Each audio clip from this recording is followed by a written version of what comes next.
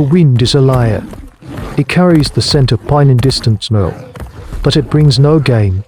On the high plains of this new world, under a sky the color of a cold stone, the people are starving. They are the Clovis people, pioneers in a continent that has known no human footfall until them. But the land, for all its majesty, is giving them nothing. The last of the dried berries are gone. The strips of smoked rabbit nod to nothing. The coming winter whispers its promise of a slow, frozen death. This is the unforgiving calculus of prehistoric life, a constant battle against an indifferent landscape. Their leader, a woman named Naya, stands on a high bluff, her face a mask carved by wind and worry.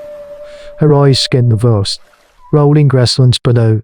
She is not looking for a single deer or a stray antelope. She is looking for an army, and she finds it. In the distance, a dark, moving smudge on the horizon resolves into a herd of Bison antiquus, the giant long-horned bison of the Prehistory. They are a moving mountain range of horn, hide, and meat, a walking fortress of sustenance. But to a small band of hunters armed with stone-tipped spears, they are an unassailable force. A single one of these behemoths, enraged, could shatter a line of hunters like dry twigs. The memory of the last man they lost, Gordon trampled, is a fresh scar on the clan's spirit. That night, around a fire that seems to consume more fuel than it offers warmth, Naya lays out her plan. It is not a hunt, it is a roll. A feat of communal hunting on a scale they have never before attempted. In the dirt, she draws a map. A wide, shallow basin where the bison now graze. A narrow canyon, a natural saddle, miles to the south. And at the end of that canyon, a place the old ones call the falling off place, a sheer cliff that drops hundreds of feet to a rocky floor. She uses stones to represent the clan. The old, the young, the women. They will form two long lines. A human fence hidden along the ridges of the basin. The bravest and fastest hunters will be the spark. They will approach the herd from upward and with fire, creating a panic. Their job is the most dangerous of all, to transform a grazing herd into a stampeding river of terror and aim that river directly at the mouth of the canyon. It is a plan of breathtaking audacity, a piece of strategic foresight that is their only hope. It requires the entire community to move as a single organism, every individual performing their part with perfect timing. A single mistake, a moment of fear, and the stampede could break the wrong way, turning back on the hunters and wiping them from the pages of Hominid history. The people listen, their faces lit by the flickering fire. There is no applause. There is only the grim understanding of the hard choice before them. This is not a vote for victory, but a pact for survival, sealed in the cold silence of a hungry night. The world holds its breath. Dawn cracks open the eastern sky, spilling a weak, grey light across the plain. Every member of the clan is in position, a scattered, silent constellation of human will. They are not hunters today. They are engineers of chaos, shepherds of a living avalanche. Naya gives the signal, a hawk's cry, sharp and clear in the cold air. From downwind, the runners move. They are wraiths of smoke and shadow, carrying torches lit from carefully nurtured embers. This is the emotional turning point. The moment the plan becomes an unstoppable force. They reach the edge of the herd. The bison, massive and passive, stir uneasily, their great heads lifting, nostrils flaring at the alien scent of smoke. The runners thrust their torches into the dry prairie grass. The fire catches with a hungry whoosh, and a line of flame and black smoke races across the land, driven by the wind. The herd's collective mind, a vast and sluggish thing, ignites with a single spark of terror. A low rumble becomes a thundering roar. The ground begins to tremble. The river of horn and hoof is in motion. Now the plan's terrible genius unfolds.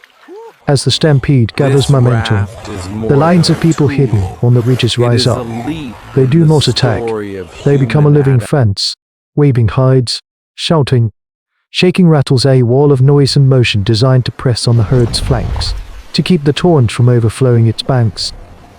This is the intelligence point of the entire operation. Not a contest of strength, but a masterful manipulation of fear. The hunters hold their spears, tipped with the exquisitely fruited Clovis points that are their hallmark, but these are for defense, not attack. The real work is being done by the runners. These few, the fastest and the boldest, run a deadly race along the edges of the stampede. They are the rudders. They carry the outlet, the spear thrower, but they use it to hurl darts not into the flesh of the beasts, but into the ground just ahead of the lead bulls.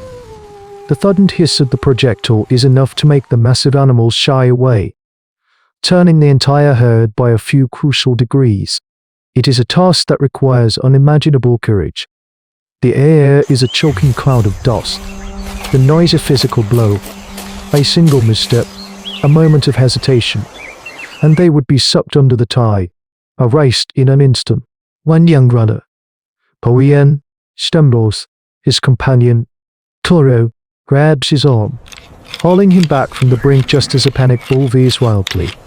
Its horn nests see whirling through the air where Oen's head had been a second before. They don't stop. They can't.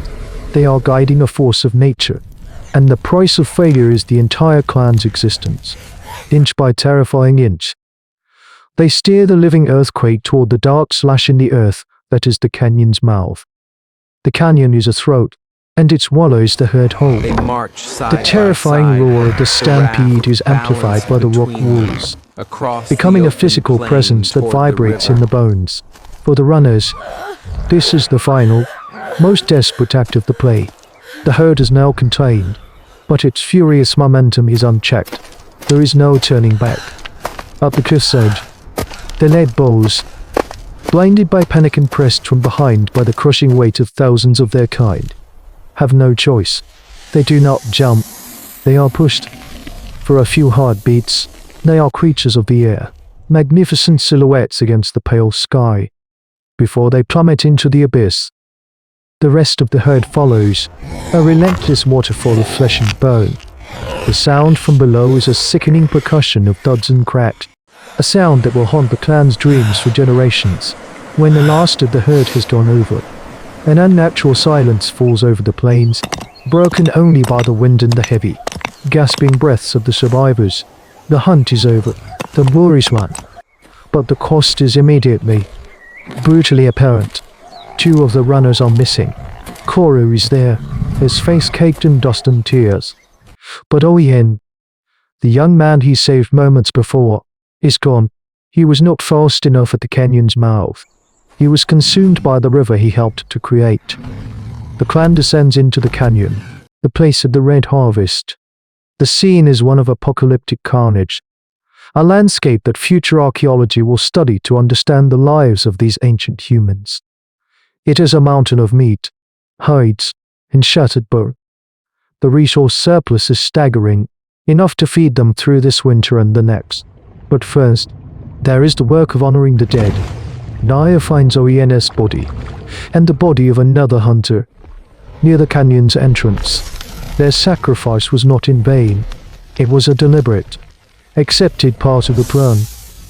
This is the grim reality of altruism in a world where the survival of the group is the only metric that matters.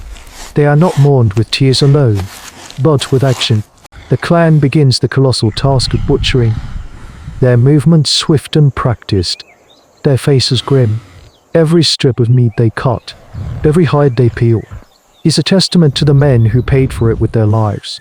They have secured their future, but in doing so, have been forced to quantify the value of a human life against the needs of the community. The victory feast at night is a somber affair. The meat is rich, but it tastes of grief. They have mastered their world, but the mastery has come at a price that is written in the blood of their own. The Bison jump was not merely a hunt.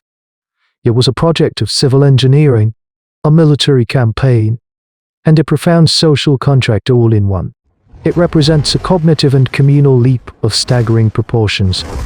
The ability to visualize such a complex, multi-stage plan, to communicate it, and to trust that every individual would perform their role even at the cost of their own life is a hallmark of our species' unique genius.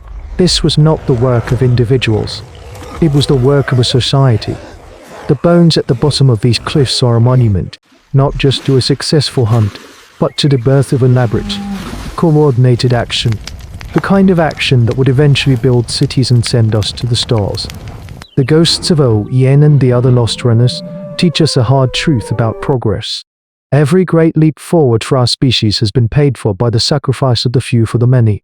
From the hunter who steered the herd to the soldier who holds the line. From the test pilot who breaks the barrier to the scientist who exposes themselves to a new pathogen.